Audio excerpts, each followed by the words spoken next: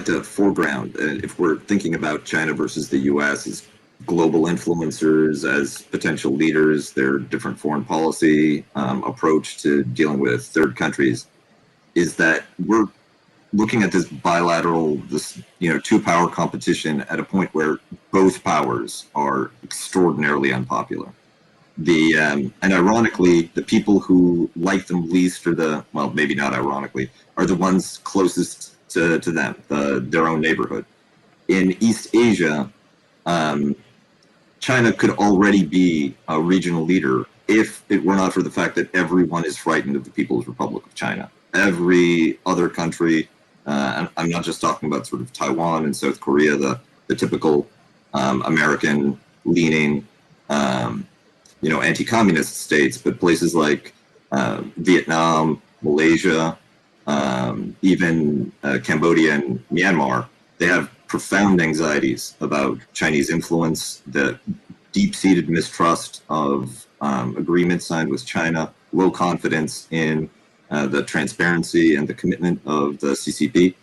And the Belt and Road Initiative, as attractive as it is from an economic perspective, has to push against all of those currents. And the repression of the Uyghurs and what China's doing domestically to stamp down dissent, as well as its reaction to criticism from abroad, is not exactly reassuring those countries that are looking at it as a potential successor to American dominance in the region. Similarly, the Europeans, they know America enough to be fed up with the United States and its declarations of being an unparalleled democratic force were somewhat persuasive in the 90s when the memory of World War II was 3 decades closer, and the Cold War had just ended on American terms. But everyone in Washington pretends it's 1996 all the time. Well, the Europeans remember George W. Bush before Trump, and they see the United States as not only a difficult partner to deal with, often self-interested, often unilateral, but also extremely inconsistent. Any deal that you strike with the United States might not outlast the president that you sign it with. Just look at the Iran deal, which was partly a European initiative as well.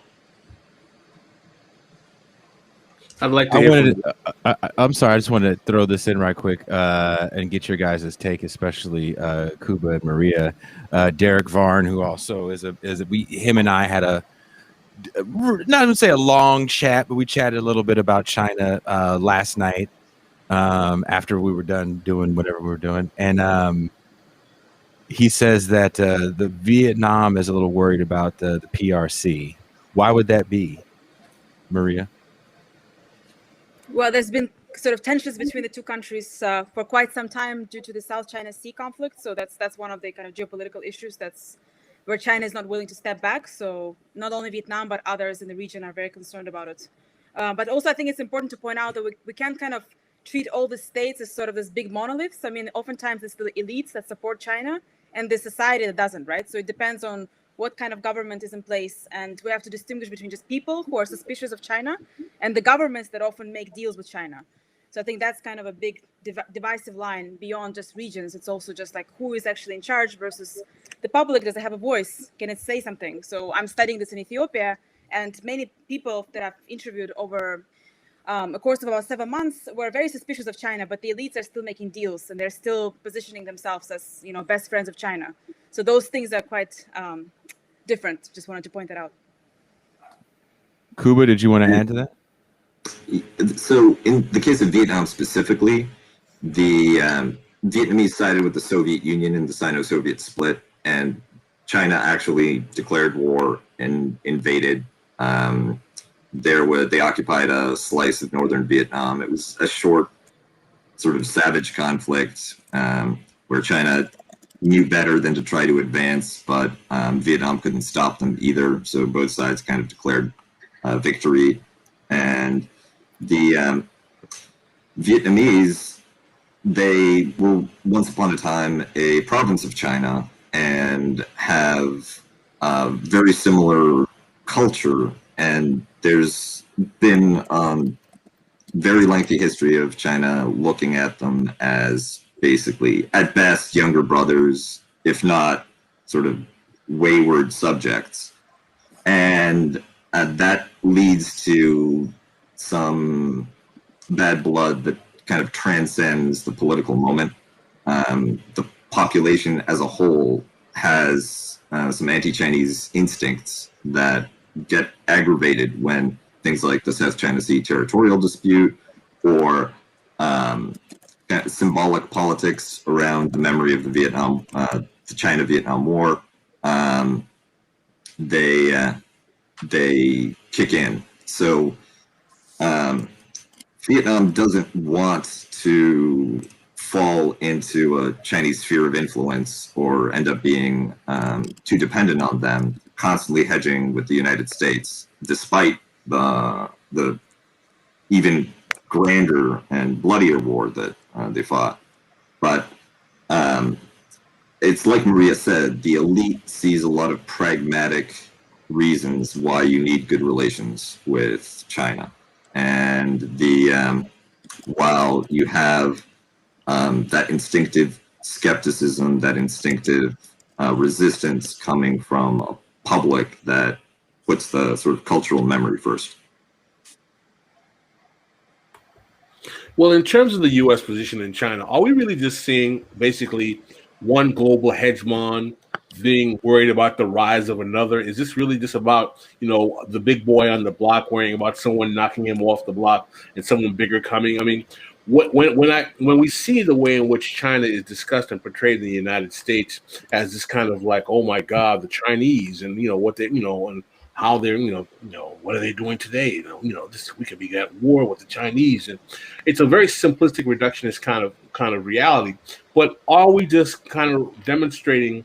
Are we just seeing, I should say, just a kind of desire for the United States to maintain its global primacy in a world in which there are competing forces that it normally wouldn't have to deal with before, and it's unwilling to accept the terms upon which that reality is being laid before it? I mean, what exactly are we talking about in terms of the real motivation behind why the United States sees China as an impending threat upon its geopolitical position? So I think that very quickly, part of it is that America needs to moralize its leadership, and it needs to explain to itself and to the rest of the world why it's not just the most powerful, but it should be the most powerful. It's a good thing for everybody. It's the right thing. And I think that that's internal. It's internal to American leadership as well as a sort of ideological play. And what I saw with a lot of military people who were a little more cynical about international affairs is that a Cold War is good for business. Having a sizable rival that's ideologically antagonistic, you get all the defense goodies you want. You also can tap into patriotism and anti-communist, anti-Chinese sentiment to tamp down domestic dissent, use that as a cudgel against, it would be the left during the Cold War. Now it would probably be, probably still the left for other reasons. And they had real nostalgia for the good old days when the Soviets were around to push against. Maria, I'd like to hear your thoughts. If you want to reflect on what's being asked in the chat. Yeah, sure. I mean, I agree with Kuba about this moralization of leadership.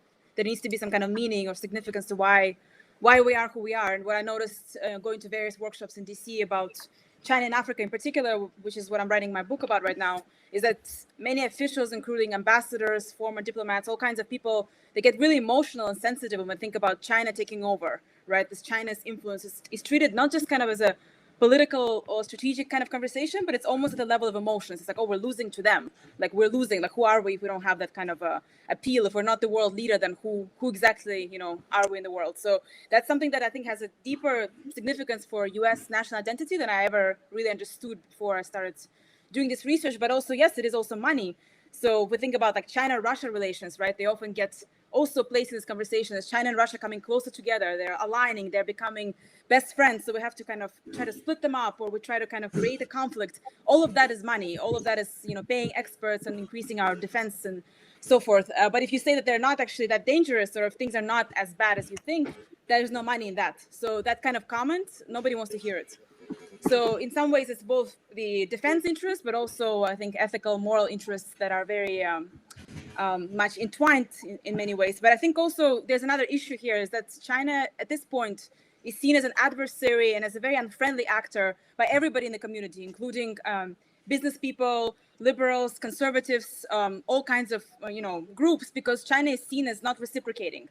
So they're getting away with a lot of unfair practices in trade and business and many other ways. So that's something that I think is also at the heart of this competition. When you say not reciprocating, can you elaborate on that in terms of not following through with business obligations, in terms of contracts and things of that nature, technological questions about, technological usage or violating trade, copyright? When you say China, elaborate on what you mean by that. Sorry, I think I froze for a second. I don't know if you can still hear me. Yeah, I can hear you. No? Okay, great. So what I mean by that is that there is a sense, I think, especially amongst business people in the US, is that they had very unfair access to Chinese markets. The Chinese are able to invest and do all kinds of things here in the States. Chinese media has had a huge presence here, not successful, but they had a lot of access. Chinese cultural institutes, Confucius institutes have access, but Americans have very limited access, including media, including business people. So I think there's a sense that there's this really unfair relationship, and that unfairness is felt out throughout the world. And that's something I think is at the heart of the current animosity, and it's not going to go away. That's at the heart of the current friction. So the fact that China is more protective about its media thoroughfare, you don't have free reign to advertise. Facebook is not in China, while Chinese products are able, like you have TikTok, you have and all this other stuff being in the West, is something that causes a significant amount of anxiety amongst not only Americans but Western partners, Western players overall. Yeah, absolutely. I mean, it's something that it just feels as if it's not a fair competition. Like we're in some ways getting kind of limited access or pushed out of China, but they're welcome here. So now we're seeing pushback, which is very much kind of in this ideological way, where Chinese media is also now kicked out, called foreign agent. Britain just suspended the license of CGTN. So there's all kinds of new measures that are being taken to limit China. And the reaction here, the explanation is that this is in due course. We're not allowed there; they shouldn't be allowed here. It's kind of like a tit for tat, eye for an eye. We should just kind of punish them.